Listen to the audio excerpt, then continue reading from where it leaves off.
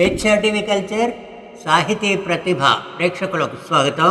ప్రస్తుత కార్యక్రమం జీవనాడిలో యువ కవి యనగందుల దేవయ్య కవిత్వం దేవాస్ పోయట్రీ లావా పరిచయం చేయబోతున్నాం.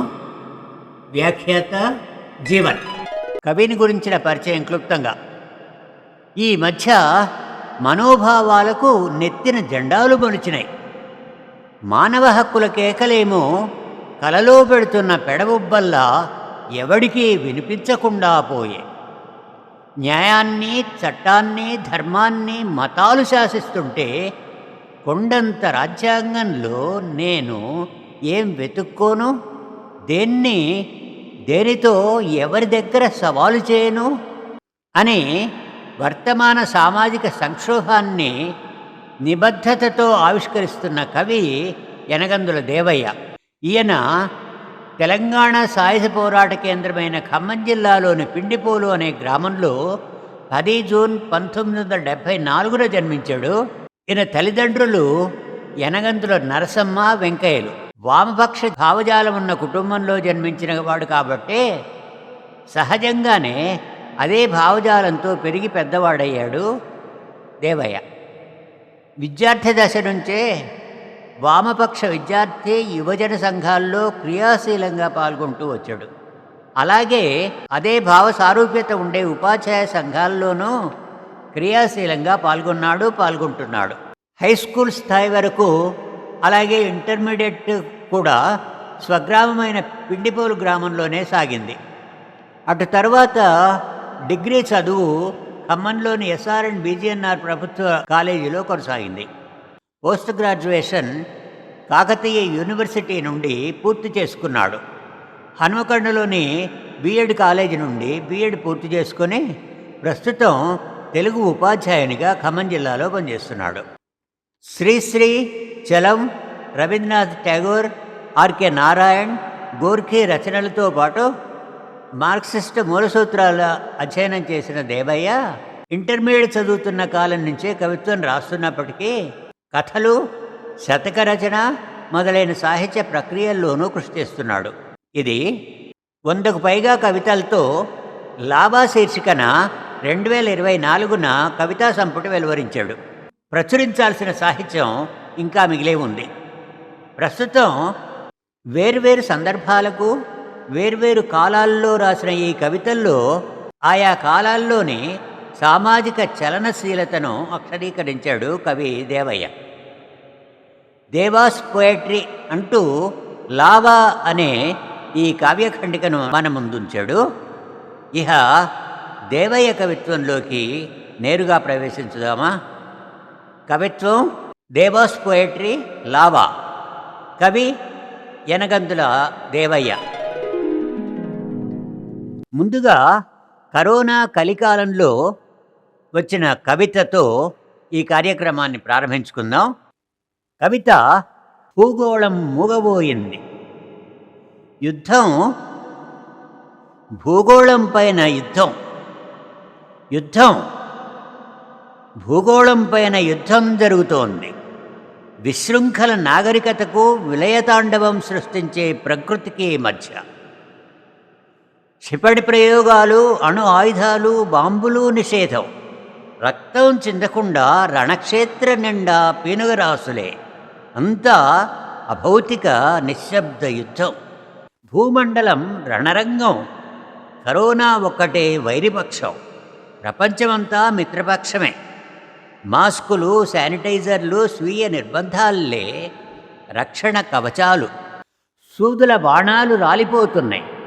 మాత్రలు అస్త్రసన్యాసం చేశాయి. మనిషికి మనిషి ఎదురైతే మనోవేగంతో పారిపోతున్నాడు. చూస్తుండగానే మానవుడు మనసు నిండా ఏకత్వంలో భిన్నత్వం నింపుకొని అస్పృశ్యుడయ్యాడు. ఒంటికి నిప్పంటుకున్నాక ఇజ్జత్మే సవాలంటూ శాస్త్ర సాంకేతిక పరిజ్ఞానం ల్యాబ్లో దూరింది. నగరాలన్నీ ముఖానికి మాస్కులు కట్టుకొని మూసిన తలుపుల మాటున చావక మిగిలిన సైన్యాన్ని లెక్కెట్టుకుంటున్నాయి. రహదారులకు సంఘీభావంగా వీధులన్నీ మౌనం పాటిస్తున్నాయి. దేవుళ్ళు చేతులెత్తేశారు.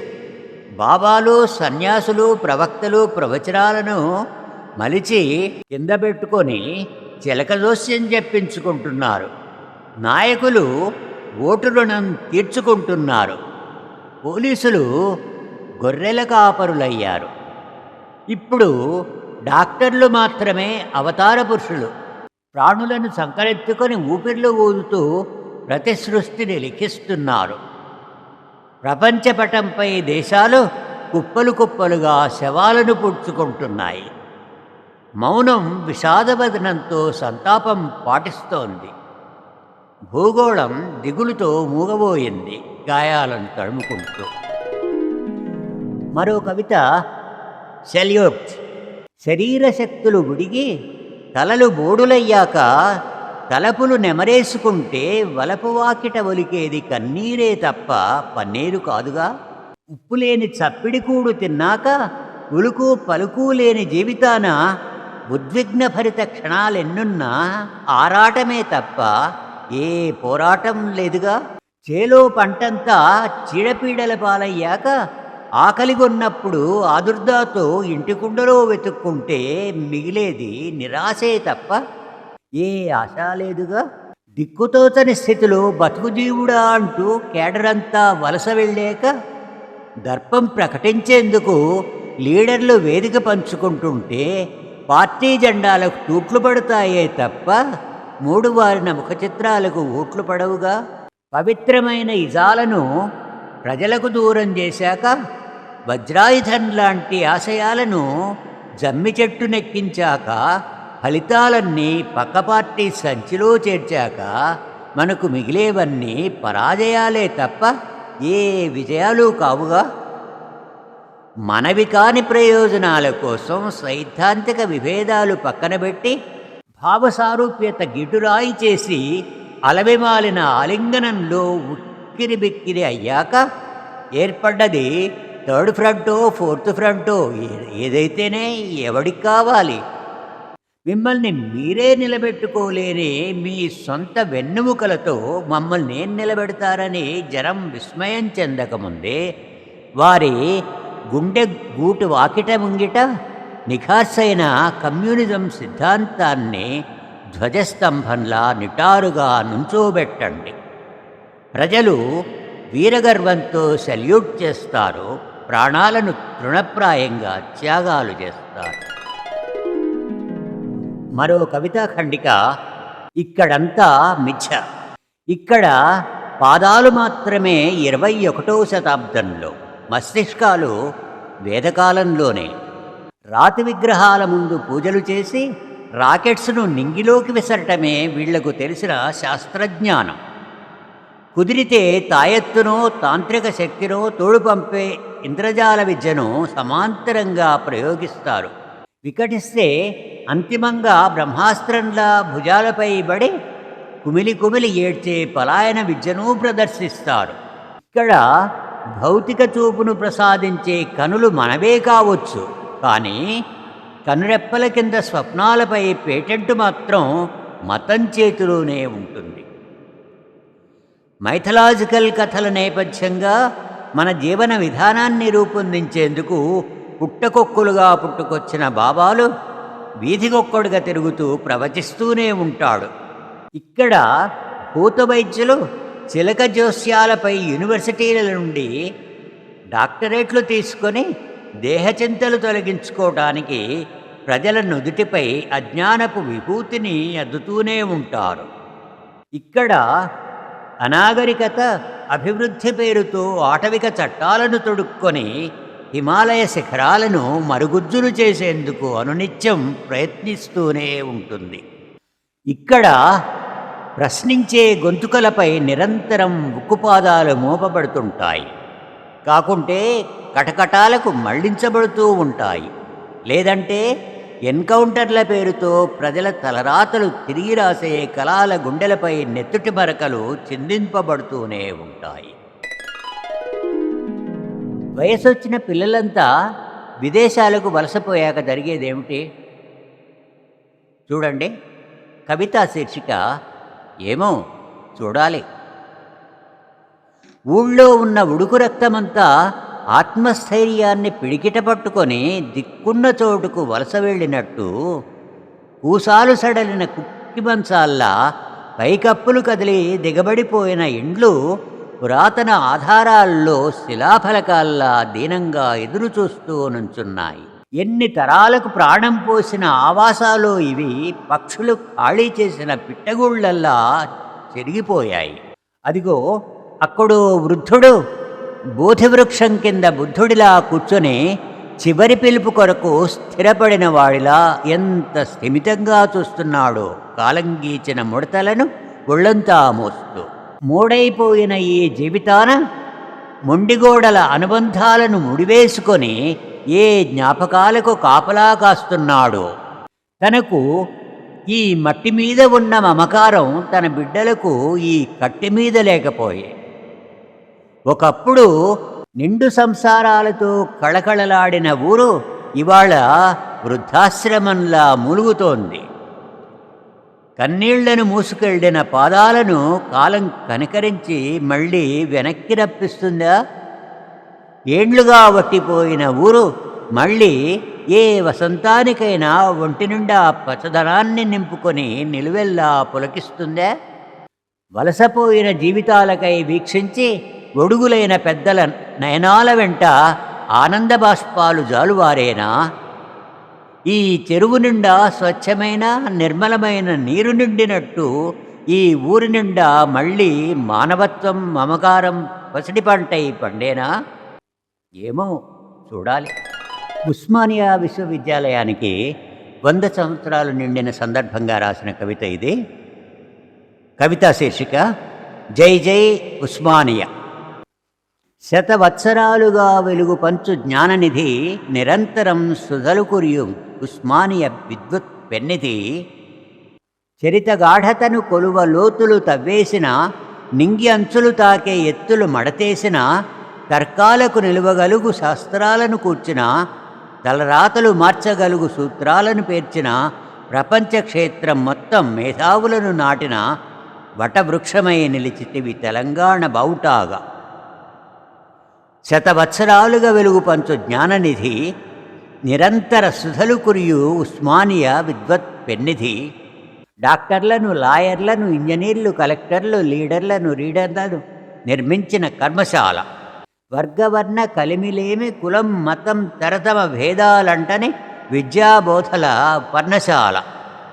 భారతీయ గౌరవాన్ని మహోన్నత సంస్కృతిని ప్రపంచ శిఖరాన నిలుపు మహోజ్వల ధర్మశాల. శతవత్సరాలుగా వెలుగు పంచు జ్ఞాననిధి నిరంతర సుధల కురియు ఉస్మానియా విద్వత్ పెన్నిధి. మరో కవితా ఖండిక చీకటి ఓడిపోతుంది. మా ఊరి రచ్చబండపై ఎర్రమందారాలు గుంపులు గుంపులుగా విరబూసిన వేళ కొండా కోన చెట్టు పుట్టపై వాలినట్టుగా మాపై కూడా చిక్కగా పరుచుకుంటోంది చీకటి. లోకమంతా నిశ్శబ్దం పహారా కాస్తున్న వేళ వీరుల త్యాగాలు ఇక్కడి గళాలలో రాగాలై పూస్తున్నాయి. చీకటి పరుచుకున్న బుర్రల నిండా ఉపన్యాసాలు విజ్ఞానం నింపుతున్న వేళ నిద్రాణమైన గుండెలలో సిద్ధాంతాలు నిప్పులు రాజేస్తున్నాయి. నిరంకుశత్వానికి కాలం చెల్లిపోతుంది. చీకటి ఓడిపోతుంది. చిక్కదనం చీల్చబడుతుంది. వేకువను ఎవడాపగలడు? తూర్పు కొండల నడుమ వెలుగులు మొలకెత్తుకొస్తున్నాయి. ఊరిని మేల్కొల్పిన చైతన్య కిరణాలు అడవిబాట పడుతున్నాయి. రేపటిని కలగన్న పాదాలు అనుసరిస్తూ వెడుతున్నాయి. మహామనుషుల నిర్మాణం మొదలైంది. మట్టి రేణువులకు మహిమలు మొలుస్తున్నాయి. ఎర్రని పొద్దును ముద్దాడే రేలపాటలు నింగికి తోరణాలై ఆహ్వానిస్తున్నాయి. శాస్త్రజ్ఞానం పాతాళంలోకి కూరుకుపోతున్న క్షణాన్ని గుర్తు చేస్తూ రాసిన కవితా శీర్షిక పాతాళంలోకి. భౌతిక శాస్త్రాన్ని రాకెట్టుగా మలచి నేల విడిచి నింగిలోతులు కొలిచిన వాడివి. రసాయన శాస్త్రాన్ని మెదడు కణాలతో మండించి సమస్త రహస్యాలు ఛేదించిన వాడివి. ఇనుప ముక్కలను అతికించి సుదూర తీరాలను కలుపుతూ ఎత్తిపోతలు నిర్వహించిన వాడివి. వానను గాలిని నిప్పును నిర్మొహమాటంగా నిర్వహించి మునివేళ్ల మధ్య దస్త్రంలో బంధించిన వాడివి. నీ తీక్ష్ణచూపుల తీవ్రతలో ఎన్నో డిస్కవరీలను చరిత్రలో కుమ్మరించిన వాడివి. చివరికి దేవుడిని నెత్తికెత్తుకొని మతం నీ మైండ్ సెట్ని శాసిస్తుంటే విజ్ఞానాన్ని విశ్వానికెత్తే నీవు పాతాళంలోకి దిగిపోతావా? తెలంగాణ ప్రత్యేక రాష్ట్రంగా ఏర్పడిన సందర్భాన అది బంగారు తెలంగాణగా మారాలని కవి ఆకాంక్షిస్తున్నాడు. కవితా శీర్షిక బంగారు తెలంగాణ. ఎన్ని స్వప్నాల వెండివాకిలి ఈ లోగిలి, ఎన్ని మనసుల మమతల మాగాణి ఈ జాగిరి, అభిమానంతో ఎవడి పాదాలనైనా నెత్తికెత్తుకోగల ప్రేమల పొదరిల్లు, నమ్మకంలో విశ్వాసాన్ని రంగరించి నిజాయితీగా నిర్మించుకున్న బొమ్మరిల్లు, పురిటి నెత్తురును పౌరుషంగా పులుముకున్న బిడ్డ ఈ తెలంగాణ గడ్డ.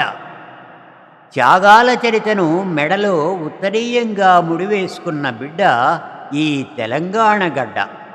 గలగలా జలరాశుల కృష్ణా గోదావరులు తొణికి ఊగిసలాడ, కళకళా సిరులెన్నో రైతు గుమ్ముల నిండ, దరులంటి పొంగేటి పసిడి రాసుల తోడ నామదిల మెరిసెనే బంగారు తెలంగాణ. చివరి కవిత. కవితా శీర్షిక నిరీక్షణ. కాలం వంతెన కింది ప్రవాహంలా నిశ్శబ్దంగా సాగిపోతూనే ఉంటుంది. ఋతువులు పచ్చగా చిగురిస్తూ, నునుబెచ్చగా కవ్విస్తూ, చల్లగా మెల్లమెల్లగా మునివేళ్ల మధ్య నుండి ముగ్గులా జారిపోతూనే ఉంటాయి. పువ్వులు కూడబెట్టుకున్న మాసధనపు కేసరాల నుండి పుప్పొడి రేణువులు రాలినట్టు జాలిగా రాలిపోతూనే ఉంటాయి. నీకు నాకు మధ్య అనూహ్యంగా ఒక వ్యవస్థ తరాల నాటి అజ్ఞానపు అంధకారాన్ని దుర్భేద్యమైన కోటగోడల కుప్పపోస్తుంది. చర్చలు అర్ధంతరంగా ముగుస్తాయి. నిన్ను నన్ను కలవకుండా చేసి రేపటి తరంపై నిర్దాక్షిణ్యంగా చీకటి కుమ్మరిస్తారు. నడమంత్రపు యుద్ధ విజయం నరాల మీది పులిపిని గదా సరుపుతూనే ఉంటుంది. జాతి బతుకును తీర్చిదిద్దే మన ఆలోచనలు సిద్ధాంతాలై నిలబడి ప్రీనీడల మాటున భాషించబడుతుంటాయి. యుగాలుగా చస్తూ బతుకుతున్న అసహ్యత తన దేహంలోకి కొత్త ఊపిరులను ఊదుకుంటుంది. గుండెలలో గూడుగట్టుకున్న ఆవేశం కనుగుడ్లపై రక్త ప్రవాహాలై పోటెత్తుతాయి. చిమ్మచీకటి ప్రసవ వేదనంతా రేపటి ఉషోదయానికి పురుడుపోయటానికి. ఎవడు కాదనగల అసత్యం ఇది. అప్పటిదాకా మన ఊహల గులులు నిరంతరాయంగా తూర్పు దిక్కులు చెక్కుతూనే ఉంటాయి. ఈ కార్యక్రమం ఇంతటితో సమాప్తం. వచ్చే వారం జీవనాడిలో మరో ఆసక్తికరమైన కథను వినిపించబోతున్నాం. అప్పటి వరకు సెలవు. మీ జీవన్.